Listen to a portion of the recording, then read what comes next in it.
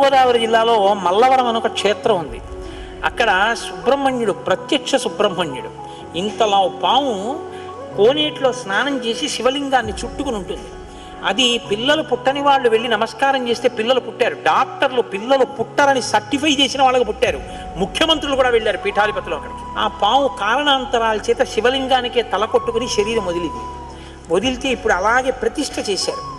అక్కడ నేను ఆశ్చర్యపోయింది ఏంటంటే, నాకు ఆ దేవస్థానం ధర్మకర్త ఒక ఆయన వచ్చి ఒకసారి ఓ మాట చెప్పారు. బిడ్డలు పుట్టరు అని డాక్టర్లు చెప్పేసినటువంటి వాళ్ళు సుబ్రహ్మణ్య షష్ఠి నాడు ఈ దేవాలయం వెనకాల పడుకుంటారు, వచ్చి బోర్లా పడుకుంటారు ఆడవాళ్ళు. వాళ్ళకి కునుకు పడుతుంది, కునుకు పడ్డాక లేపేస్తాం. ఆ మరుసటి సంవత్సరం వాళ్ళు పసిపిల్లల్ని పట్టుకుని వస్తారండి అని చెప్పారు. నాకు అపనమ్మకం కాదు, చూడాలనిపించింది. కాకినాడ నుంచి చాలా మందిని కలిసి సుబ్రహ్మణ్య భుజంగ స్తోత్రం చేశారు శంకర భగవత్పాదులు. సుబ్రహ్మణ్య షష్ఠి నాడు ఆ దేవాలయం